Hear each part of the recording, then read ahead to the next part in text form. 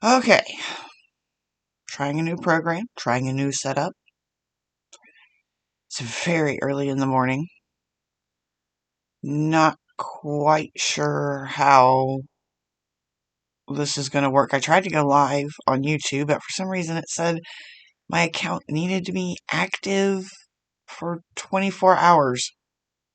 I'm there for 3 weeks. I guess 3 weeks and 24 hours is not the same thing. Um, Today, I want to tell you how this journey began. It wasn't when I met hubby. It was years and years ago. Um, when the middle one was born, she didn't cry like typical kids. I mean, the pregnancy was normal, everything, yay, baby. Um, but, most babies, they cry for a little bit, make funny faces, or, fall back asleep because, hey, big experience. She didn't do that. She laid there, just stared. And, the nurses kept saying, oh, she's fine. She's breathing. She's fine. And I kept saying, no, there's something not right. And nobody listened. So, time goes on. We get released. She doesn't cry. She's wet, hungry. She just laid there in my arms, stared, kind of threw me to the ceiling or, wall, whichever direction I was holding her. And that was it. Get her home. And it just continues. But a day or so later, I noticed when I was feeding her, babies increase their food gradually or that kind of thing. She tried to eat, but she would fall asleep after about 2 ounces, maybe 3 if I was lucky. I thought, something's not right here. So, took her to a pediatrician, not a regular pediatrician, mind you, just because he was out of town and nobody there was available. So I found another pediatrician. Guy walks into the room. She'd already lost weight. She was born at 7 pounds and change, and was already losing weight, obviously, from not eating. And I was going through formula like it was nothing, because you had to prepare it fresh. And he examined her and he said, meh, let's wait 4 to 6 weeks and see what happens then. And in that split second, I was doing math in my head, and I said, she's only about 3 days old, 4 days old at most. And you want to wait weeks for a newborn that's not eating properly. And he goes, yeah.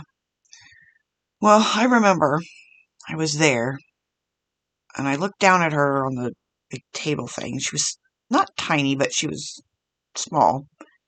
And I looked up at him, and lined up along the wall were interns. And I thought to myself, okay, circus freak or something. It was a bunch of thoughts in that instant. So I took a deep breath and I said, well, I don't agree with your assessment because, something's telling me that something's wrong. And he's like, well, this is your first child, so, your mom instinct is a little off. Okay. It's not my first child. Mom instincts are very rarely off, even from book-learned people. And I just was stunned for a second again. So, and I said, well, you have two choices. I said, I can go through the ER, local hospital, and I could have her admitted into the NICU, or you could call and have a bed ready in said NICU, and we can figure out the problem so that she doesn't get any sicker. And he looked at me and he said, yeah, I'm the doctor here. And I said, yeah, I'm the mother. I said, and obviously you're going to make your choices and I have to make mine. So I said, I'm going to go home and pack a bag. I said, I don't know what you're going to do. So I scooped her up, put her back in the car seat, and I did. I was on the way home. Excuse me. And I got a call that there was a bed waiting on her at the NICU, the local hospital where I was going to take her because it was the only NICU in town at the time. And I get there and we go through the usual paperwork and getting her set up and everything. And the doctor there and the nurses, they said, well, we'll feed her so we can observe her and we'll take notes and things like that. And I was like, okay. So I never left her side. For 3.5 days, I was in that NICU. She never cried. She barely reacted to noise. She just kind of laid there. The only thing she really reacted to was the little TV on the wall. And I tried to turn it onto some cartoons or something, kid friendly. And that was it. She did the same thing for them that she did for me. 2.5, 3 ounces maybe. And then she'd fall asleep. You'd wake her up. She'd drink maybe another ounce, fall asleep. It, it didn't make any sense to any of us. Well, no sleep, very little food. A few days later, I finally got to sleep. And a nurse walked in. And she woke me up. And she said, you need to feed her. And I was like, okay, but I'm not sure because you guys were taking notes and things like that. I was trying to figure out what exactly was going on. And she said, yeah, we don't care about that. Okay. I was like, then just bring me the stuff and I'll feed her. I said, I was a little miffed. I was already exhausted and lack of food, lack of shower, lack of everything. So I fed her. No change. I was starting to get really, really panicked. So I told the nurse how much she ate, the diaper information, all that stuff. And she didn't bother to write any of it down. She's like, okay, I'll write it down later. Okay. So I put the middle one back in her crib and was sitting there trying to process everything because at this point I was exhausted. She still wasn't eating right. It was just point A to point B. Well, another nurse walked in for the next shift and it had been several hours. And she said, mind if I give it a try? And I'm like, sure. I was like, no one else has had any luck, including me. She tried. She tried different positions, thinking maybe if we adjusted something, made her a little more comfortable. She's like, I'll be right back. And she handed her to me, and I'm like, okay. Doing the mom thing. She walks in with this nipple, this differently colored, very odd nipple. And she takes off the regular nipple off the little hospital formula bottle thing. She puts this nipple on. I swear it was like night and day. The middle and finished that little 2-ounce bottle. And the nurse called and had 2 or 3 more brought in. And she just unsealed it, put that nipple on the next one, she ate that one. Put the nipple on the next one, she ate that one. And we're both sitting there going, oh my gosh. So after she got done eating, the nurse started like massaging her cheeks and playing with her. And she noticed that they were plump, but it just didn't, right in through here, and her jawline just was different. So the regular pediatrician was back, and he came in and did the rounds, and the nurse pointed it out, and she said, right here. She said, do you feel something a little different? And he was, doing a little cheek thing. She was still just laying there, like, no reaction. Didn't giggle, didn't smile, didn't relax, just laid there like a limp doll. And he said, yeah. Turns out, her jaw muscles didn't develop properly. So on a regular nipple from a store, the rubber was too thick for her to get a grip and suck on. Preemie nipples. And it's not even something you can buy at a store. So they kept her through 2 more feedings, maybe 3. And by the time we got home, she had pretty much gained all of her weight plus like a half a pound back. Kid hasn't stopped eating since. Just the whole, there it was. Well, I get her home. I get her fed. Get her down for a nap, and I go downstairs. And, well, my previous husband and I were having some pretty severe issues. Get home, the house is a disaster. So, not only did I have a child, but just coming out of the NICU, it was difficult. We were also having some trouble with our landlord at the time. And it also was stressful and a little bad, so to speak. And so I'm in the process of trying to at least start somewhere. So I started with a pile of clothes on the couch. And somebody knocked on the door. And I'm like, it's weird.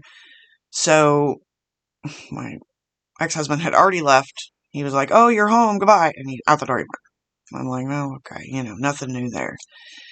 I open the door, and there stands part of my city council, one of my landlords, and the receptionist from the office they ran. And I was like, can I help you? And they're like, yeah, we're here to inspect the house. And I'm like, aren't you supposed to give me a 24-hour notice? And they're like, yeah, but we decided to do a surprise inspection. And I'm like, but city ordinance says you can't do that, and you have the city council right behind you, so I'm confused. I was like, I just got my daughter out of the NICU. I literally am still on bed rest, and I'm trying to, get things adjusted here. I don't understand. And they're like, yeah, we're coming in. So I was like, whoa, nope, 24 hours notice. So, oh, okay, because the city council was kind of starting to, oh, well, yeah, she's got a point, NICU, and it seems a little, okay. So, we'll come back later. I'm like, oh, okay, good, so I can get the house done, and then I can rest a little bit, get her adjusted. I shut the door. Well, the landline rings. I'm like, really? So I go to answer it, and it's the receptionist from the landlord's office. And she goes, yeah, this is your 24-hour notice. And I'm like, oh, okay, no problem. Thanks, I'll see you in 24 hours. So I'm cleaning, and the next thing I know, there's another knock at the door. It was them again. And they're like, yeah, we're going to come in right now to inspect. I'm like, but you just gave me a 24-hour notice. And she's like, yeah, that was for this inspection. I'm like, but it's been like 10 minutes. And the city council was pretty agitated. at this point. I don't even understand why they were there. I know I went to a city council meeting because our basement at that location had flooded. And I don't mean like a trickle. I mean like feet of water. And when I told the landlord about it, they were like, it's this town. Everybody's basement floods. You're just gonna, I mean, we were told we would have to live with it. We would have to, fix the issue, things like that. And I'm like, okay. And then they said, well, it's your washer. Well, my washer wasn't plugged in or hooked up to a water source. I hadn't used it in months because the agitator thing broke. And I said, well, it can't be my washer because I haven't used it. It's broken. Oh, well, it's still your washer. And it was clear water. I was like, but how? Well, it's still your fault. Okay. So I went to the city council and I took pictures. I took a video. I took a bunch of it. And of course, the landlord became very upset with me. I even made the local headlines. Don't tell anybody. Well, tell everybody because it happened. The landlord became very agitated because, see, previously we had offered to buy the house to fix it up, right? Because little things, holes in the wall that we had to cover with pictures that they said was our fault, even though they were there. Carpeting that was falling apart, like the threads were coming up in clumps, and they said it was because of us and we were trashy people, etc., etc. So they walk in, and of course, house is a disaster, but I literally went from maternity ward, pediatrician's office, NICU. I wasn't even cleared by my doctor to do anything. And I said, and I explained that to them, standing in the living room. And a couple of the city council members you could see they were uncomfortable with the whole situation, except for like two. And they proceeded to go through the house, and they were removing my pictures from the wall. They, started poking around my private and personal effects. And they kept saying, well, she offered to buy this house. And as you can see, it's in excellent quality. And I was like, but if you look at the bottoms of your shoes, you will see the carpet things are sticking to your shoes. They are coming up to the point, it's very hazardous for my child. And, we didn't have much money, so we were actually already looking for a place to move. And, yeah. So they went down to the basement, and they saw how high the water got with the water line on the walls, and saw all my damaged personal effects. And 1.3 of the 4 came back up, and they said, yeah, we're leaving. And I was like, oh, crap. They're not going to take anything seriously now. And one of the gentlemen looked at me, and he said, I get it, and left. And I'm like, okay. At this point, I was exhausted. I was trying to be very professional while keeping, all of this together. And the landlord stood in the one room and proceeded to tell the remaining city council member how trashy we were, how cluttered we were, and, look at the damage we had done. And I'm like, I don't understand, because, the 2 girls shared a bedroom. My ex-husband and I had a bedroom, and then we had a 3rd bedroom for storage that we were going to convert to a separate bedroom for the Midland. We just hadn't got that far because literally she was like 7, 8 days old.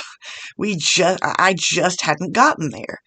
You can't snap your fingers and stuff happen immediately. It's not, a movie or a fancy slicky magazine.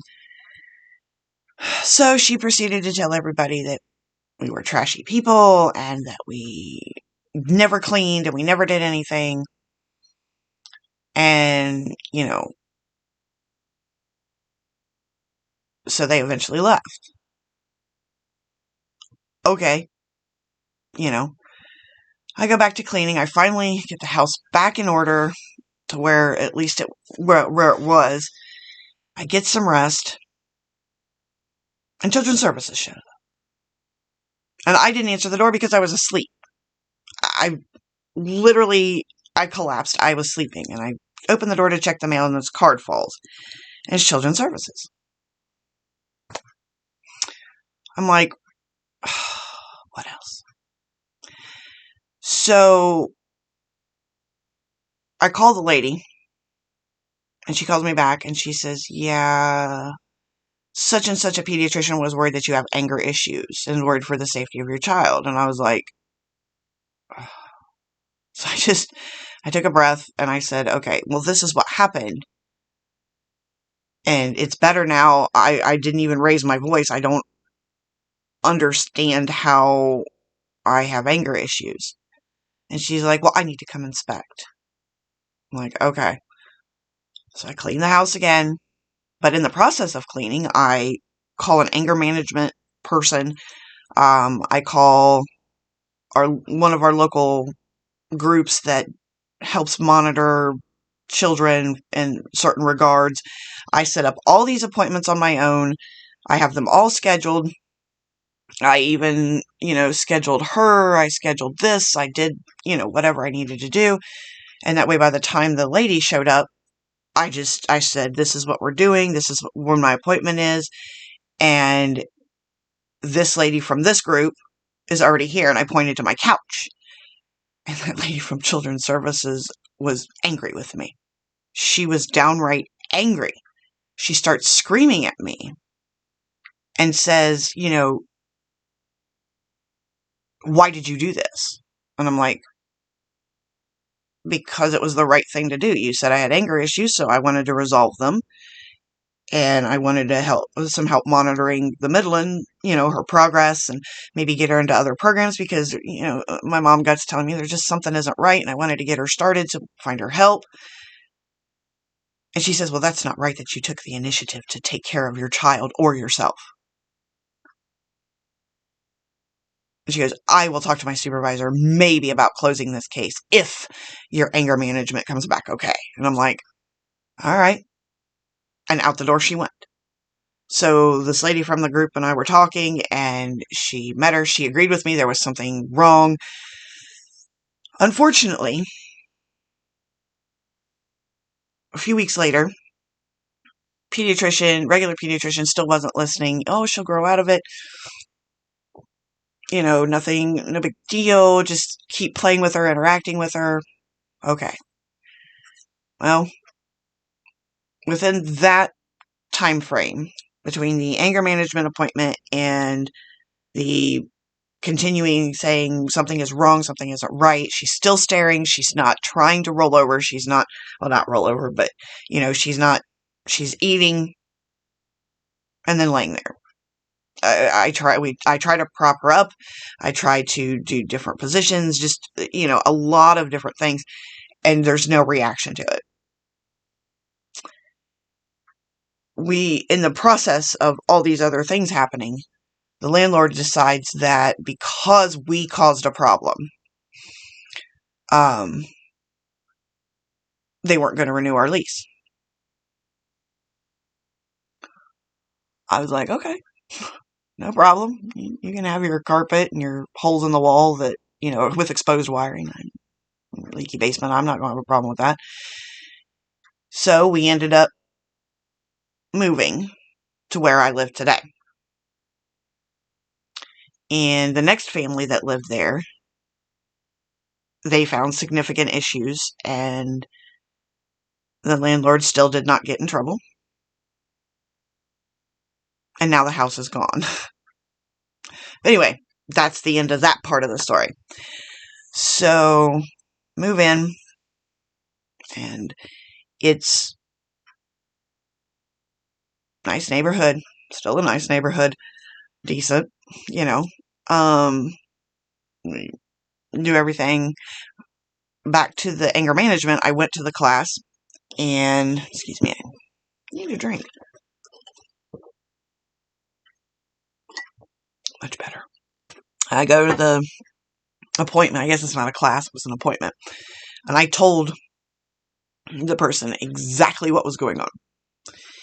And she looked at me, and for a brief second, she said, I probably would have got mad too. She says, but you don't have an anger issue. I was like, oh, okay. So she wrote the little report, the paperwork, and I submitted it to the lady at Children's Services, and she got even angrier. And so they ended up closing the case. That case. Time goes on. Midland hits all her milestones, but very late. Because through this other group, there was a caseworker that we were assigned. And no matter what we said, we couldn't get her any services. No PT, OT, speech, nothing. So this caseworker taught me what she could. And what she couldn't teach me, I learned from books from the library. So I would do the hand-over-hand technique. I don't know, many of you may not be familiar with that. But it's literally where you take your hand and you place it over the other person's. It doesn't work right in the video. But you place it over the other person's. And, for example, you would grip their fingers, pick up, move, ungrip. You literally teach their muscles and their brain to make that connection. I did that. Hours. And hours. Spoons, blocks, balls, because everything was a different muscle group. I taught her, this other lady taught me how to walk with her. Feet over feet, kind of similar to the hand over hand. Feet on feet, you walk. We walked up and down the sidewalk. Everywhere I walked, the Midland would stand on my feet and we would just walk. And the speech, I would over-enunciate. I would make big mouth movement, I would just, so she could see it, and maybe that connection in there would be made. And one day she just pulled herself up on the coffee table, and oh my gosh, I thought I was going to cry, because that was the first independent movement she had made. Because even when, she would sit up, she would try to sit up, but you would have to help her, because it didn't click, she would get halfway up and just stop. So, soon after that, all I had to do was hold her fingers, like you did with the kids. And then pretty soon she could at least pick up a block. It was a very chunky, clunky movement, but she could pick up a block. And then I started working with the finer pincher grasp, spoons, and things like that, to where she could work at pick it up to mouth.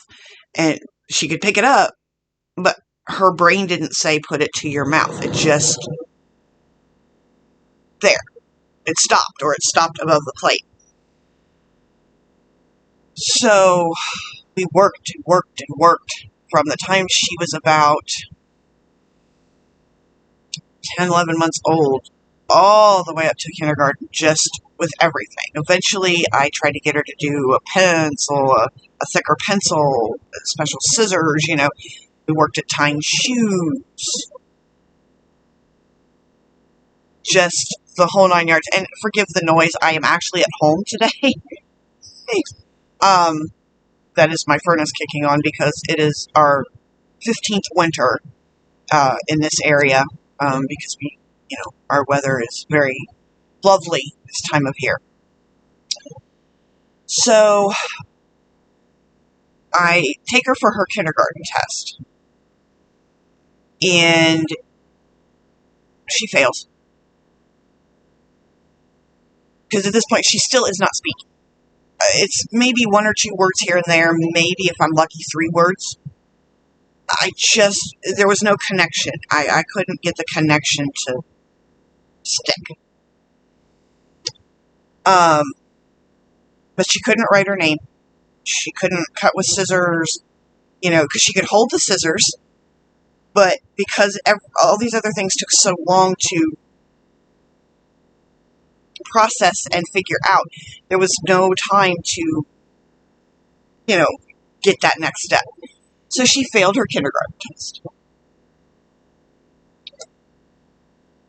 So I held her out a year, and I got a lot of family flack for that, but that's on them. I did what I thought was best, and we worked hard. I worked for at least the first 3 to 4 letters of her name, and her name is kind of long. And I got 3 letters, and I got her to where she could hold the scissors correctly and cut 1, 2, 3. She couldn't cut the whole line. I don't care. She could cut 1, 2, 3. And she could grab her shoelaces and sort of tie them. Now, in between all of this work, she started picking up more vocabulary. She was up to maybe 100 words. But they were mostly dog, cat, ball, the little stuff that you would normally teach a younger child. And I was still on the pediatrician. There's something wrong. There's something wrong. There's no emotion coming from this kid. She doesn't smile. And when there's other kids around, she would stand off to the side and observe them. She never initiated play. She never did, imaginative play. Everything had to be a specific way. Oh, she'll grow out of it. She'll grow out of it. I took her to other pediatricians who just looked at me, and some of them shrugged their shoulders and said, "We don't know. We don't know." I was like, okay. I tried everything I could think of. The other group that she was in previously, because she graduated from that when she was much younger, before kindergarten, and they were like, yeah, we don't know either. Nobody at this point knew or even tried to figure out. So I just kept working with her. And then eventually her kindergarten teacher was observing the same thing. She would have her scissors and she would cut 1, 2, 3 and then stop, because that was literally what her brain knew. She did learn how to write her name, but it took one-on-one with a hand-over-hand technique. Very rarely did she interact with the other kids. She showed no emotion. Upon occasion, though, the kindergarten teacher would say, I'd look over and something would happen and she would be smiling. And then all of a sudden, it would just be like somebody flipped a switch and it would just go away. It wasn't like it faded slowly. It was like, boom, there it's gone. She was very clumsy. Still is very clumsy. Bless her heart. There was just something not there. So the teacher went to the school, and the school person that she was requesting it from was like, nothing we can do. Nothing you can do. Okay. So we got her through kindergarten. Barely got her through first grade. And as time went on, the forward progress was in spurts. It would go and then stop. And it just seemed interminable because it would just seem like it stopped permanently. We would hit a mountain or a molehill or whatever you want to call it. And then all of a sudden we would work with her just on that one thing. And then bam, there it was. Up over it to the next plateau, to the next thing. And boy, it was a party. It was a celebration. We threw a parade, But she never really caught up. Second grade was really bad because that's when her dad and I got divorced. And she regressed a little bit. But the teacher she had did not like children like her. And it was no secret. It was no secret whatsoever. But for whatever reason, they put her with this teacher. And I knew that it was going to be bad. But I got her through it. We survived the divorce. We survived second grade. Come third grade, she's still struggling, but she's talking more. She's still very closed. Like she doesn't understand social skills. She doesn't understand the world around her, no matter what or how anybody explains it to her. Still pushing the pediatrician, oh, yeah, she should have grown out of it by now, but, and then fill in the blank. So, third grade comes, just barely squeaks by. Fourth grade comes. And all this time, teachers are going to the school, they're going to the appropriate person in the school saying, this child really needs tested. There's something serious going on. She's not functioning. She's doing the work, but it's not up to the same as her peers. She's having trouble with this. And the school was like, she can pass state tests. She can pass these tests. We don't care. That's what this lady was saying. Not that everybody in the school didn't care, because trust me, there was a lot of people that cared, that helped me get her through these mountains, molehills, and whatever. But the person that was supposed to do the testing and recommend it and get it higher up into the chain was like, she can pass the state test. What do we care what's wrong with this kid? So even I went to this lady and I was like, okay. And I everything short of the landlord stuff, at the other house, I'm telling you guys, I told her. And she's looking at me from across her desk. And she literally starts thumbing through papers. And I'm like, okay, maybe she's looking for a form. Maybe she, And she goes, based on your child's testing scores, and there was multiple tests, because they teach to the test.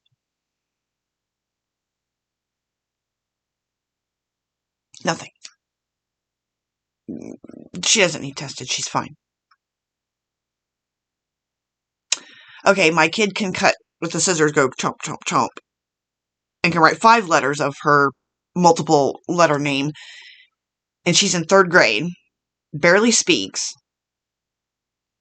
And you're telling me that she's normal. And the lady goes, yeah, she can pass a state test. And she goes, now if you'll excuse me, I have another meeting. And I sat there. And I'm thinking back like, well, the lady said you didn't have anger issues, Becky. Oh, I had anger issues that day. I let her have it. I couldn't take it any longer. It had been, 3rd grade years at this point. And the only progress that the Midland had made was the progress that her teachers and I got her to do. That would take weeks, months, years to get her that far. And this lady was like, well, you can leave now because you're angry and I don't have to put up with your abuse. Okay. So I left. And I sat and I sat and I ruminated and I thought about it and I tried to figure out what to do and I just was stymied. Because, when she would come home, we would have a set schedule of, let's work on this today, let's work on this today, so I could keep what little progress she had made, keep it going, not just let it stagnate and regress. Well, she got through 3rd grade, come 4th grade. She could not complete the majority of the work. She actually received an incomplete for 4th grade. And because she received no services, no accommodations, nothing from, say, an IEP or anything, the teacher was legally bound to give her an incomplete.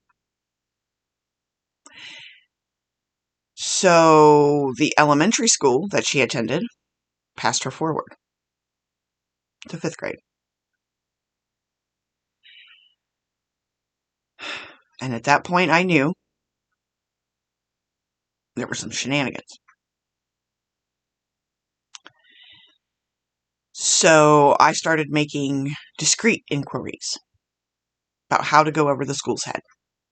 because that same person was there. There was, even if I approached her now, at that point, there was no way she would come back with the same rhetoric of state testing. Oh, she's okay. She's just a late bloomer, blah, blah, blah.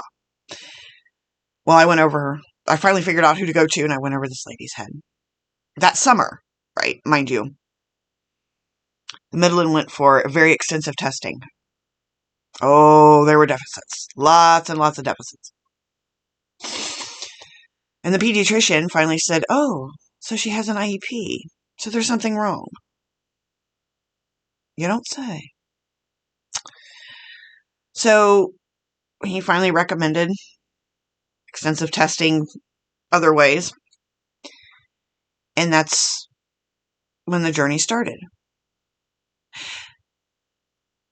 Now, to this day,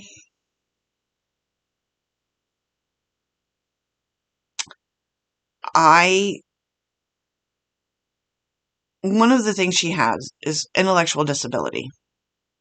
And many of you know that, things have borderlines. They have minimums, they have maximums. And depending on the subject, depending on what she's doing, she sometimes goes beyond that maximum, and other times it is just down at the bottom. But based on everything, and this child, I will tell you, unless she was at school, never left my side, simply because she was nonverbal, no facial expression, no emotional reaction, very little emotional attachment, even now. She's just now at this age, and she's beyond high school, learning jokes. She's just now learning how to react socially to a joke. Even if she doesn't get it, she's finally made that connection of, oh, somebody told a joke, other people are laughing, I should also laugh. Even if I don't understand it, that way I can fit in.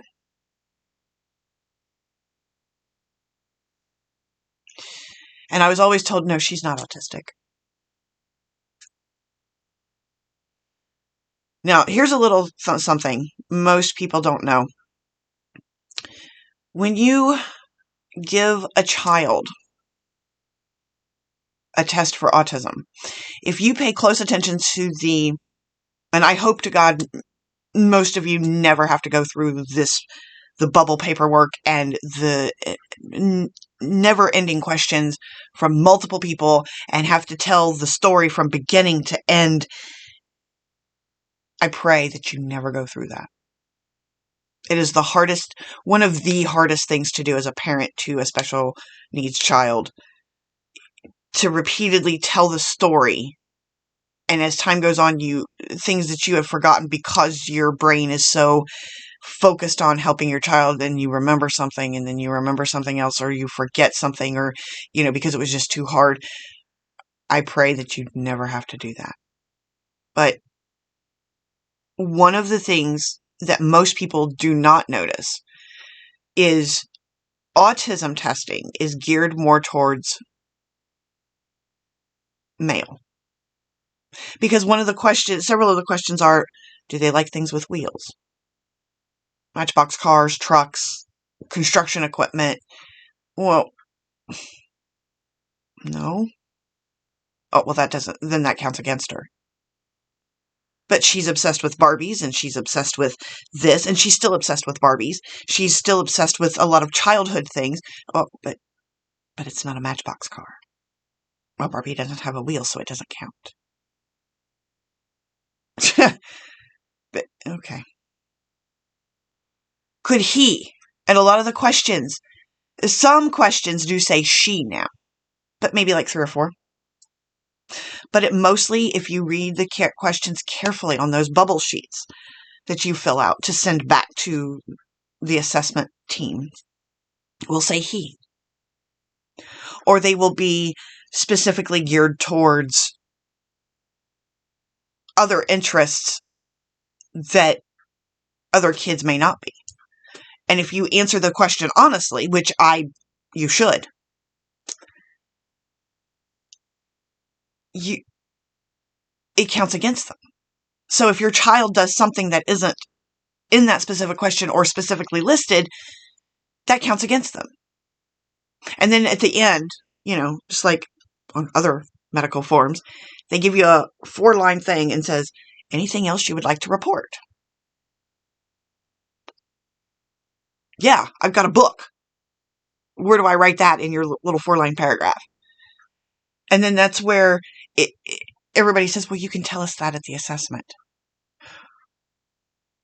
Okay, so I tell them at the assessment, and they're like, oh, yeah, okay.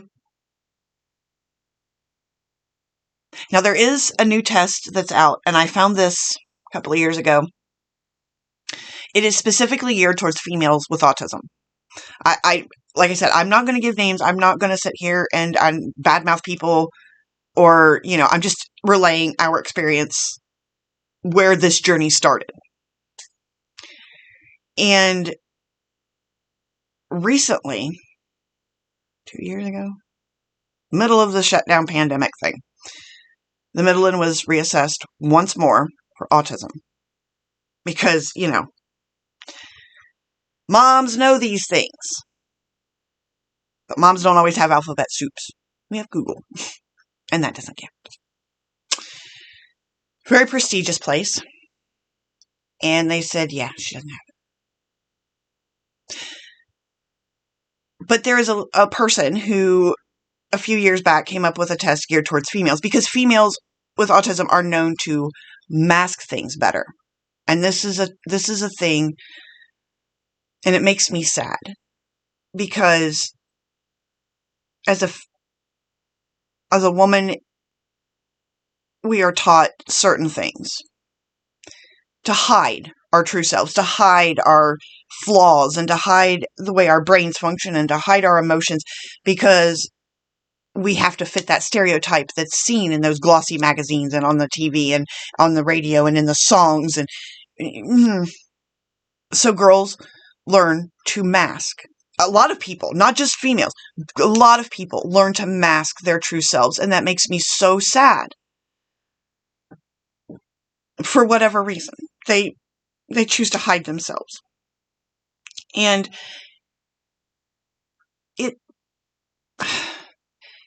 this test for females being tested for autism takes that into consideration. The other tests don't. These other tests, they assume, textbook case, they check all these boxes, they fit all this criteria that people were taught in a classroom by a book with 1 paragraph, maybe 2, if you're lucky. So they check all the boxes, boom, they have it. Except those textbooks, that classroom, and sometimes even I can't even think of the word right now, internship, apprenticeship, something like that, where you go into the clinical setting and you study and you learn and you observe people and you take your notes and then you go back and the word's gone, but I think you guys might be able to figure out what it means, what I'm talking about actually. But you're observing this much. See? Yeah, I'm still learning video, so leave me alone. It's okay to laugh. Go ahead and laugh at me. People laugh. But you're observing a small fraction of it in a clinical setting. You are not observing a child in a home setting, in their comfort zone, in their school zone. There are differences. Children and adults act different in different environments. That's human nature. And if, as a psychologist, psychiatrist, a therapist, a clinician, whatever, if you don't know that difference between how people react in different environments and you haven't put that together yet, come talk to me. Seriously, I will sit down and have a cup of coffee with you and I will explain this, because as long as I've been doing this, I have, on a basic level, without all the alphabets and without all the thick books and without all the fancy words, I've been learning. I've been learning to observe human behavior. I've been learning to observe when certain things go a certain way and children or adults do certain things. It's like, that's different. So why is it different? Why are they doing something different than this person, than this person? Oh, okay. Yep. They're different. Their brains are wired differently, but there's just something there that's not connecting. Dot A to dot B, and it goes. Why is it, that should be, the thing. So anyway, I forgot where I was. My gosh, it's so early in the morning, and I'm giving my shot at a really long video, so, in a different program too, sitting at home. But the test is geared towards that. It's geared towards the girl's brain rather than just boys' interest in boys' brains. And they refused to give it to her. I get it. It was a new test, never really been, parsed out. And the test that she was given and the bubble papers and all this have been around for 50 years. But just because something's been around for ever doesn't make it sound for everyone. Doesn't make it work for everyone. I mean, do we still bleed people with leeches and drill holes in our forehead for a headache cure? Oh, you have a headache. Let me drain the spirits out. We don't do those things anymore. Things change. Science changes. Times change. Psychology changes. People change. But when you literally say, this has been around for X number of years, and this is what I was taught in school, so therefore it is the end all, be all of everything, and this is the only thing I'm going to use. You are part of the problem.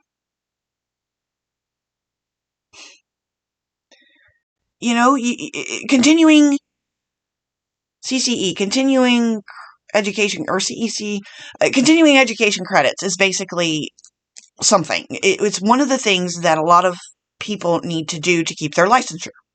And it's not just in my state, it's all over. But yet they can do continuing education credits with old information.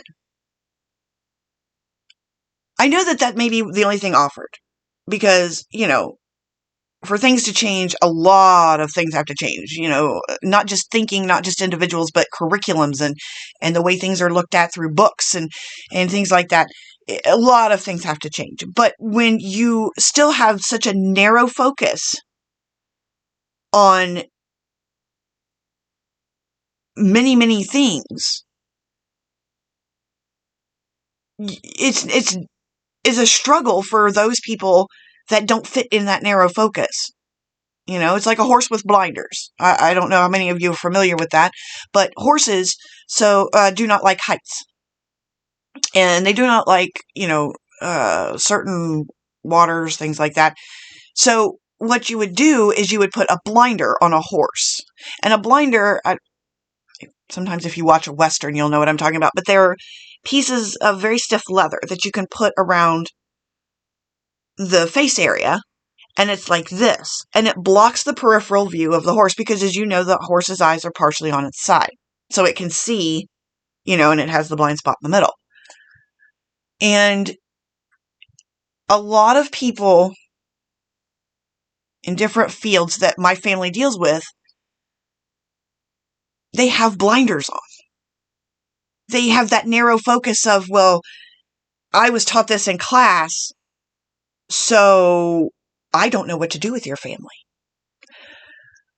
Your family doesn't fit my textbook. It doesn't fit my narrow view of what your issue should be. Because it's you don't fit in my general umbrella. Pick a statement. Pick a thought pattern. It's all the same. That's what we are always told. And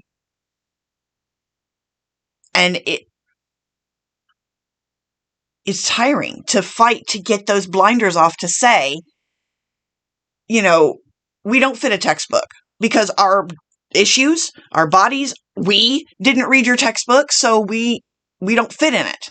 But that doesn't make us any less valuable. That doesn't make the same thing we suffer from as person B, C, D, E, F, and G. That doesn't make us any less important for treatment and help and things like that. But you seem to think it does because all these other people fit your textbook. So they count. And I know that not every professional feels this way. And I know all professionals are bound by certain codes of ethics and morals, and they're bound by their rules of the group they work for or their own, what have you. I get that. And I'm not slamming that part. And I'm not even really slamming anybody. I'm not even really trying to be mean. I'm just saying that, not everything in life is in a textbook. And coming from somebody that does a lot of Googling and scholar Googling, not everything is on the internet is correct. Sit down and talk with somebody. Sit down and say, I know somebody with this particular issue, and they do this. But you have the same issue, and you do this. Teach me. Teach me. Teach me something different. Show me that it's the same name. It's the same level of severity. It's identical on paper. But in the real world, show me the difference. So I can take that knowledge and apply it to other people. I can apply it elsewhere. I can figure out, hey, I know this person with this and this person with this, and they're nowhere the same. And you have this. Teach me. Don't be so closed-minded, And we are still encountering that. We are still encountering that whole mindset of it. If you don't fit a book, you can have the name on paper, but after we give you that name on paper, we really don't care what happens to you because you don't fit our book. You don't fit that class I took 20 years ago, 10 years ago. You don't fit that. So you're on your own. And since that diagnosis of intellectual disability, there's been quite a few more. And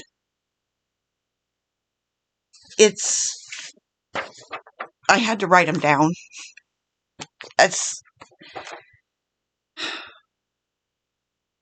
She's been diagnosed with ADHD inattentive, which is a new form of newly discovered type of ADHD. Mild hemophilia A, mixed receptive expressive language disorder, benign hypermobility, severe short-term memory issues, and social anxiety disorder. That's her in a nutshell. She doesn't fit a book. She doesn't fit an internship in a clinical setting. She's her. And no matter how much we fight, no matter how much we try to explain who she is, even without the issues I just mentioned, there's no place that we can find willing to accept her for her. She has a sense of humor. She makes really bad jokes, which make them very funny in themselves, I'll tell you. She loves to help. She can cook. She can sort of clean, mom standards there. But she's come such a long way from that little infant laying on the floor staring at the ceiling. She still has her days where she decides to give the floor a hug, or the stairs, or the wall, or she just randomly falls out of a chair and we're like, oh, chair.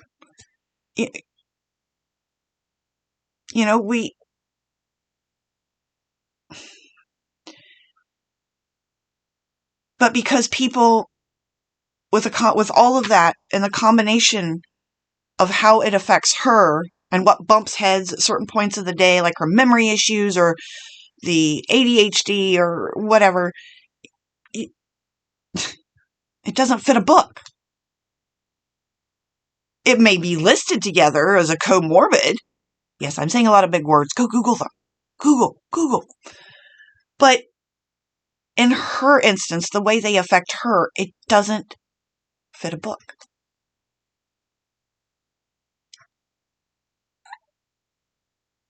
I don't know. So that is the beginning of our journey. I know I did these videos out of order. I know I lecture a lot. I'm a mom. It's my job. Ask any mother. We lecture.